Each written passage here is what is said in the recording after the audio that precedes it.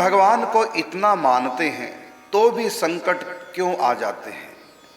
क्या हमारी पूजा में कोई कमी रहती है या कोई भूल हो जाती है? कृपया संशय का निवारण करें।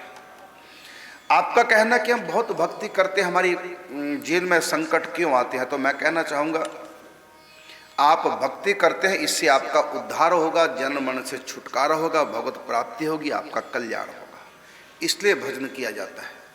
और जो हमारे अनेक जन्मों के पाप हैं, पुण्य है, जिसके परिणाम स्वरूप प्रारब्ध रचा जाता है, जिसको हम किस्मत बोलते हैं, भाग्य बोलते हैं, उसी भाग्य के अनुसार हमारा जीवन होता है, जन्म होता है। और जो भी कुछ हमको उपलब्ध होता है जीवन में, चाहे वो सुख के रूप में, चाहे दुख के रूप में, वस्तु के रूप में, व्यक्ति के रूप में, परिस्थिति के रूप में, अनुकूल प्रतिकूल, वो सब हमारा भाग्य का खेल है, हमारे कर्मों का फल है।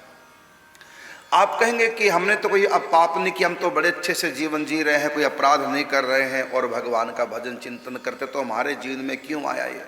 तो इसका उत्तर यह है कि पेपर देने के बाद यदि विद्यार्थी अच्छा पढ़ता है तो उसकी पढ़ाई की गई पेपर देने के बाद उसके नंबरों में ऐड नहीं होती। जो पेपर कर चुके हैं उसके बाद चाहे तुमको प्रश्न का उत्तर ठीक आता हो, देख लिया तुमने किताब में, सुन लिया कि मैंने प्रश्न का उत्तर गलत किया, अब तुमको उसका उत्तर सही मालूम हो गया, लेकिन आपने जो लिख दिया है अब तो उसका फल मिलेगा, आपको 0 नंबर मिलेंगे क्योंकि आपका प्रश्न गलत था। तो पेपर देने के बाद यदि पढ़ाई की है तो आपके पेपरों में उससे कोई लाभ नहीं होगा, मार्क्स में वो तो जो लिखा जा चुका है वो तो उसी के हिसाब से आपका रिजल्ट आएगा। इसी प्रकार जन्म जब हमारा हुआ तो इससे पहले हमने पेपर दिया था पूर्व जन्म में, उसके अनुसार भाग्य तैयार हुआ, भाग्य के अनुसार जन्म मिला। अब इस जन्म में चाहे आप कितने भी पुण्य कर ले, फिर भी जो आपका भाग्य है वो आपको भोगना पड़ेगा। जैसे मैंने कहा, पेपर देने के बाद यदि आपको किसी प्रश्न का उत्तर मिल भी जाता है और आपने जो गलत पेपर में दे दी है वो तो 0 नंबर आएगा, भले अब आपको नंबर, अब आपको पूरा प्रश्न याद हो चुका है, उसका उत्तर ठीक मालूम हो चुका है, लेकिन तब भी वो आपका वो ज्ञान, आपको ठीक प्रश्न जो आपके मन में आ चुका है वो आपके प्रश्न को जो लिख दिया पेपर में ठीक नहीं कर सकता। इसी प्रकार पूर्व जन्म में जो भी कर्म किए उस कर्मों के अनुसार समय समय पर सुख भी आएगा और समय समय पर दुख भी आएगा। हाँ, इतना अवश्य है कि जो भगवान के विशेष भक्त होते हैं, यदि वो भगवान से प्रार्थना करते हैं तो भगवान उनकी सुनते हैं, भाग्य का लिखा हुआ मिट सकता है यदि भगवान चाहें। आपके चाहने से कुछ नहीं, भगवान चाहें या संत चाहें तो कृपा करके भाग्य परिवर्तन कर सकते हैं, बाकी और कोई भी अपने भाग्य को परिवर्तन नहीं कर सकता। भावई मेट सकहीं त्रिपुरारी, अर्थात भगवान हमारी लिखा हुआ मिटा सकते हैं। भगवान ने भी कहा कि संत वचन पत्थर के लेखा, मोर वचन चाहे पड़ जाए फीका, तो लिखा हुआ संत भी मिटा सकते हैं, भगवान भी मिटा सकते हैं, बाकी और किसी में इतनी पावर नहीं। कहा ना कि चाहे तो जग से फंद छुड़ा ले, चाहे तो जितना भाग, किस्मत तेरे साथ चलेगी, चाहे ले वैराग। कोई लाख करे चतुराई, कर्म का लेख मिटे ना रे भाई। और जैसे कि मैंने कहा कि कोई विशेष भक्त हो, पहली बात तो जो ऊंचा भक्त होता है वो कभी भगवान से दुख काटने के लिए या संसार के सुख की प्राप्ति के लिए मांगता नहीं है। फिर भी यदि कभी इच्छा मन में आ जाती है कि ये दुख कट जाए तो ये सुख मिल जाए, तो भगवान उसकी पुकार सुनते हैं, उसके ऊपर भगवान की कृपा हो जाती है।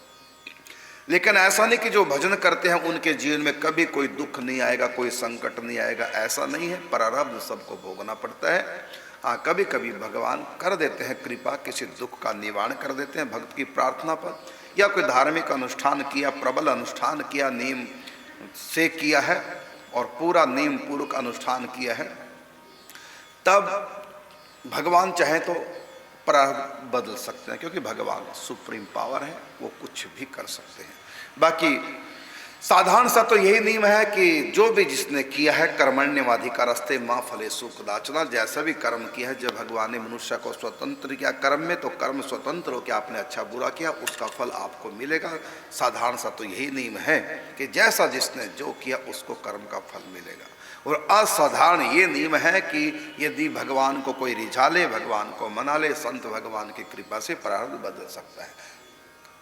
बाकी दुख तो आएंगे, दुनिया में जो आया 2 चीजें उसके भाग्य में हैं ही, एक तो उसके भाग्य में दुख है जिसको भोगने पड़ेंगे, दुख खाल्यम अशाश्वत, और दूसरा जाना पड़ेगा, दुनिया से एक दिन जाना पड़ेगा।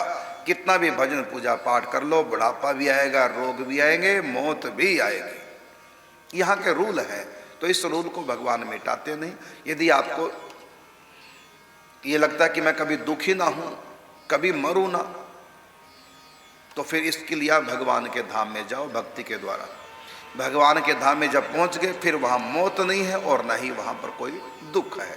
प्रभु प्यारे से जिसका संबंध है उसको हरदम आनंद ही आनंद है। भगवान के घर में कोई दुख नहीं, कोई मृत्यु नहीं, कोई किसी प्रकार का अभाव नहीं, कोई परेशानी नहीं, कोई द्वंद्व नहीं। द्वंद्वातीत, त्रिगुणातीत, मायातीत, वो तो भगवान का धाम है।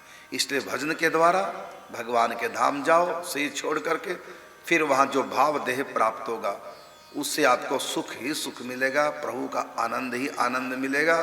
सदा के लिए दुखों से छुटकारा, जन्म मरण से छुटकारा, यही एक उपाय है भक्ति आत्यंतिक निवृत्ति।